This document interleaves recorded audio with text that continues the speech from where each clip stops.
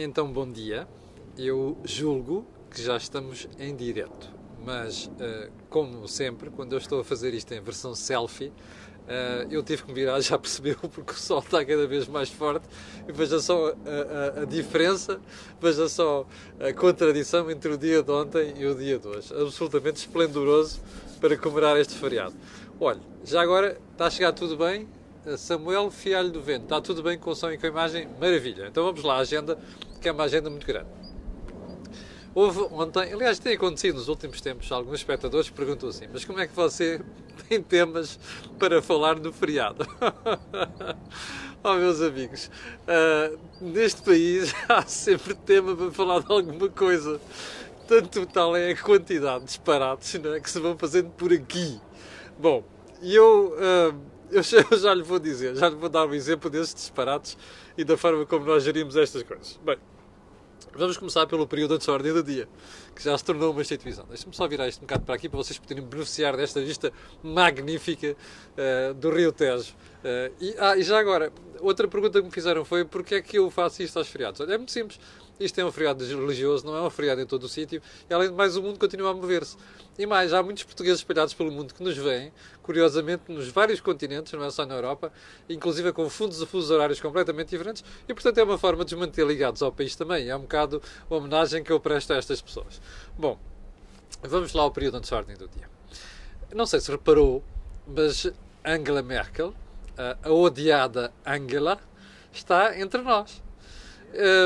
E eu gostava de fazer traçar aqui um paralelo entre a visita que a Angela iniciou ontem em Portugal e aquela que fez há cerca de 6 anos. Veja só as diferenças. Nessa altura estávamos em austeridade, por culpa nossa, aliás. É verdade que houve uma parte também de crise financeira internacional, mas a culpa essencialmente foi nossa. Eu desafio já agora quem diz que não, isto não foi problema nosso, foi do exterior. Então porquê é que outros países não tiveram exatamente os mesmos problemas que nós tivemos e porquê é que não chegaram ao pé da bancarrota e porquê é que não tiveram a austeridade que nós tivemos? Obviamente os erros foram nossos. Bom, mas dizia eu, da última vez que a senhora cá está, foi um desastre, não é? Do ponto de vista de reação, da opinião pública, dos partidos, inclusive dos partidos da esquerda, da extrema-esquerda. Aquilo foi manifes, aquilo foi insultos, aquilo foi declarações acaloradas. E eu ontem tive saudades do Bloco e do PCP dessa altura. Tive saudades da ala esquerda do PS dessa altura, não é? Que dizia aquelas coisas incríveis, além de fazer tremer as pernas dos banqueiros alemães, aquelas desse género. Tive saudades, porque ontem já não vi esta gente toda acalorada, não é, a protestar contra a vinda da Merkel ao nosso país. Bom, segundo ponto, não sei se reparou, este é mais triste, aquele é de piada, este que lhe vou contar agora é mais triste. Não sei se reparou, mas o INE confirmou ontem a desaceleração da economia no primeiro trimestre. E confirmou que o PIB terá crescido de 2,1%. Bom, isto não é mau, mas começa a ser medíocre. Mas eu sei que, e atenção, vou dizer isto, eu até acredito que nos próximos trimestres isto vai crescer mais. Porque houve alguns elementos excepcionais agora no primeiro trimestre, mas isto serve para nos pôr alerta. Porquê? Porque ainda ontem, a OCDE veio dizer que aquela previsão do governo é um bocado otimista. Bom, reduziu uma décima. Uma décima não é nada, portanto nós devemos estar preocupados, com o médio e longo prazo. Mas é um alerta. E é um alerta porque não só a economia pode crescer menos este ano por razões internas, mas também razões externas. E isto leva-nos à situação italiana. Repare como os juros dispararam em poucos dias. Repare, eu já lhe expliquei isto ontem muito por alto repare como nós estamos tão dependentes daquilo que se passa noutros mercados. Nomeadamente que mercados são muito parecidos com os nossos, como é o caso da Itália. A Itália tem, grosso modo, apesar de ser uma grande potência económica, a Itália tem, grosso modo, alguns dos problemas mais graves que Portugal tem e tinha, sobretudo, antes da Troika para cá vir. A Itália não teve a sorte de ter tido uma Troika, portanto, continua com um problema estrutural muito grave. Bom, mas a verdade é que isso nos afeta. E isto leva-nos ao primeiro ponto da conversa de hoje. Você lembra-se daquela folga de 800 milhões de euros? Sim, aquela folga muito queridinha da Catarina, da Mariana, do Jerónimo e daquela malta toda. Pois essa folga está prestes a desaparecer. Já viu como é que as coisas são? Então eu vou-lhe explicar. Se a economia continuar a crescer 2,1% e até mesmo cresça 2,2%, como diz a OCDE, em 2018, essa folga, esfumou-se. Porquê? Porque o crescimento económico será menor e, naturalmente, as receitas fiscais serão menores. Já percebeu? O Primeiro-Ministro prometeu, eu falei sobre isso aqui ontem, não mexer na despesa. Também não pode, né? Tem ali à perna o Bloco e tem ali à perna o PCP. E, portanto, não pode mexer na despesa. Quer dizer, pode, não quer ganhar eleições. Agora, repare, some a isto, okay? Imagino que afinal a economia cresce 2,2, até mesmo 2,3, mas agora soma isso um cenário de subida dos juros que já está a concretizar. E como a situação em Itália promete não se resolver no curto prazo, eu não sou tão pessimista a dizer que é o fim do euro, não sei das quantas, mas imagine só se esta situação se mantém durante os próximos meses e eventualmente durante grande parte de 2018. Ora bem, a subida dos juros é mais um contributo para... lá se foi a folga. Em género de foguetão. Bom, você lembra-se do que é que aconteceu em 2017 e o que é que está previsto no orçamento de 2018? Crescimento de receitas fiscais consentâneo com um crescimento económico superior. Mais, baixa de juros, foi aquilo que proporcionou folga de mais de 500 milhões de euros em 2017 e que se prevê que se mantenha em 2018. Está a ver? Agora faça este raciocínio. Você aumentou a despesa, acomodou o aumento de despesa com base no crescimento económico, ou seja, com base nas receitas que subiram. Mais, você acomodou o aumento de despesa em 2017 e também em 2018 com baixa de juros. Já viu o que é que acontece quando tudo isto muda?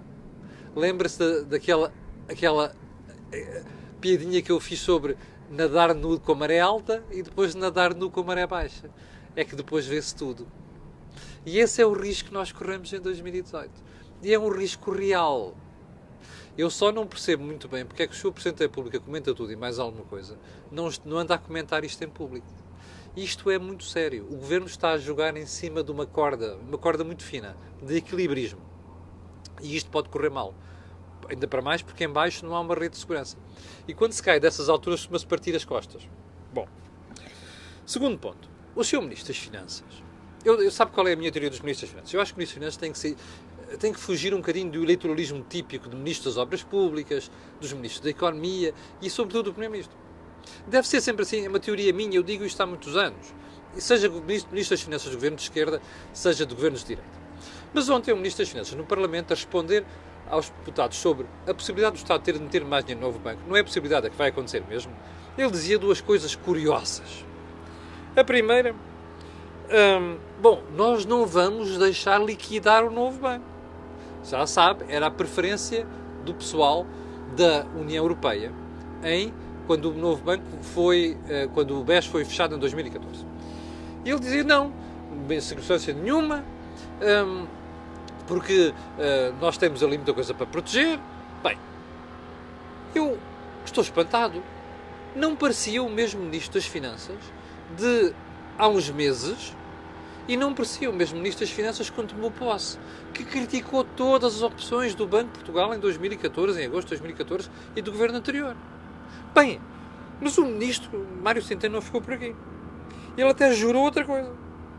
Jurou que era preciso deixar esta garantia quando se vendeu o novo banco, de que o Estado poderia ter que fazer aquele backstop, não é? Aquela intervenção, meter lá dinheiro, até primeiro para vender o banco, em segundo lugar para poder proteger todo o sistema financeiro. A sério? Não me digam o que descobriu agora. Então, Sr. Ministro, e então em 2014, quando o Banco de Portugal fez aquilo e o Governo, não era preciso proteger o sistema financeiro nacional? Já agora, quanto é que custava liquidar o banco naquela altura? Está a ver? Este Ministro das Finanças é uma vergonha. Ele não tem vergonha. Umas alturas diz uma coisa, noutras alturas diz outra. Está a ver porque é que eu digo que tem de haver sobriedade nas declarações de qualquer Ministro das Finanças, seja de esquerda, seja de direita. É por estas coisas. A banca devia ser uma área de consenso entre os vários partidos, porque não se pode brincar com a banca. Quando chega àquele ponto a que chegou na altura o BES, não há solução. Ou se nacionaliza, ou se fecha, ou seja, liquida-se, e nessa altura paga-se uma fortuna só em depósitos. Ora bem, Era isto que o Sr. Ministro das Finanças devia ter em mente. Para não estar a fazer estas figuras, dizer uma coisa numa altura e depois vir dizer outra noutra altura. Até porque isto baralha as pessoas. Há muita gente com literacia financeira em Portugal que depois não percebe estas marmeladas. Capiche? Bom, sigamos para mim, que ainda há aqui mais coisas. Portugal vai levar um corte de 7% nos fundos estruturais. E você já percebeu. Bom, esta decisão na União Europeia pode ser que não seja 7%, pode ser que consiga minimizar isto, mas primeiro estamos com muita sorte, porque isto podia ter ido a um corte superior a 20%. Eu não digo 30%, como algumas pessoas podem dizer, mas é um corte superior a 20%, podíamos ter tido um corte superior a 20%. Mas agora veja, no conjunto da União nós nem nos saímos muito mal, até o país está para em quinto lugar, digamos assim. Bem, é verdade que há países aqui ao lado da Espanha, a Grécia, e até a própria Espanha, que vão ter um aumento dos fundos. Bom, os países do norte da Europa também vão ter um aumento dos fundos. Quem é que é penalizado? Os países de leste. Bom, o problema fundamental aqui, em minha opinião, nem é o corte de fundos. Mas eu repito, até é possível que um bocado de regateio nacional, até aquilo até fique, o corte seja inferior. Mas a questão não é essa. A questão é outra. Um país só se gera com dinheiro. Um país só se gera a gastar dinheiro. Nós não temos outras ideias que nos permitam estimular o crescimento económico, para além desta mania de toma lá dinheiro, atira para cima da economia. Isto mostra o vício que Portugal ganhou nos últimos 30 anos. É que nós achamos que só crescemos quando se gasta dinheiro, quando se faz investimento. Não estamos a perceber, nós estamos a perceber, mas não queremos fazer isso. Não querem governos de direita, não querem governos de esquerda. Este é mais um. Nós não queremos perceber os avisos que fez ontem a OCDE e que fez antes de ontem o FMI. A única razão para pôr a economia a crescer é reformas. No mercado de trabalho, que estão agora a reverter, não é? Na fiscalidade, na justiça. Ora, isto depois não se nota no curto prazo e, portanto, não dá votos. Ora, isto é uma estupidez. A mim faz-me impressão. Eu tenho vergonha de andar pela Europa e ouvi dizer que a malta, quando abre a boca, é só para pedinchar, para se queixar que não há mais dinheiro. Isto é uma estupidez. Ó pessoal, ponham lá a cabeça a funcionar e eu garanto uma coisa, com menos 7% de fundos é possível pôr a economia a crescer mais do que 2,1%, que é aquilo que ela está a crescer neste momento. Isto é uma questão de imaginação, mas de coragem. E coragem, já se viu, é coisa que este governo não tem. Bom, quinto ponto. Esta aqui então é de ir às lágrimas. Ontem, os jornalistas, muito bem, espetaram o microfone à frente da cara do Sr. Presidente da República e disseram assim: ouça lá, já viu esta questão dos combustíveis? O senhor não quer comentar isto? E o Sr. Primeiro-Ministro, muito atrapalhadinho, perdão, o Sr. Presidente da República, muito atrapalhadinho, sai-se com esta. Não, eu não quero comentar isso, porque isso é um assunto que está, bom, é um caso concreto e tal, é um assunto concreto e está a ser analisado, não sei das quantas, jornalistas insistiram. Bom, mas eu não quero comentar isso porque é um caso concreto. Ó, Sr. Presidente da República, quantos casos concretos é que o senhor não comenta na atualidade nacional? Ou seja, quantas vezes nós, até sem me perguntarmos nada ao Sr. Presidente da República, ele pronuncia-se. Olha, ontem pronunciou-se sobre o crescimento do primeiro trimestre, dizia assim: é normal, no primeiro semestre corre sempre mal, não é só aqui. Primeiro não é verdade. É só ver do ano passado para perceber isso. O crescimento do primeiro trimestre do ano passado. Para perceber isto. A questão não é esta.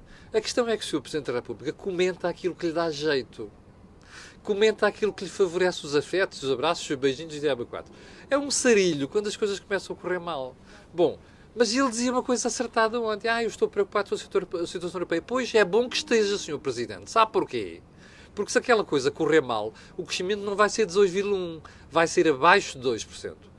E nessa altura, eu quero ver onde é que está a coragem do Sr. Presidente da República que tem que comentar estas coisas. É impressionante. O Sr. Presidente não devia servir apenas para passar optimismos. Devia servir para passar para Portugal a mensagem correta, que é: nós temos de tomar medidas difíceis, nós temos que fazer reformas, senão esta brincadeira corre mal. E nós não podemos, e ele tinha que ter tido a coragem de dizer isto, o Governo prometeu, quando subiu o ISP em 2016, que o baixaria se houvesse um problema complicado, revê-lo de 3 em 3 meses, foi o que o Governo disse naquela altura, se houvesse uma subida geral dos combustíveis. O Governo prometeu isto. Está dito. Há registros. E, portanto, o Sr. Presidente da República devia ter comentado isto. E não fugir com o rabo à seringa como fugiu. Bom, eu vou ficar por aqui. Quero agradecer-lhe, no feriado estaria a aturar-me desse lado. Para o final, só mais uma coisa, nós vamos ter o tradicional Think Tank, que era para ser hoje, quinta-feira, não é, porque é feriado, vamos tê-lo amanhã. Eu depois anunciarei as horas. E amanhã, às 8 da manhã, cá estarei para me despedir de vocês e desejar um bom fim de semana. No entanto, e já agora, depois de agradecer ter estado desse lado, sobretudo quem está fora, não é? Quero pedir-lhe para pôr aí um gosto e fazer partilha nas redes sociais. Muito obrigado e até amanhã, às 8 da manhã. Com licença.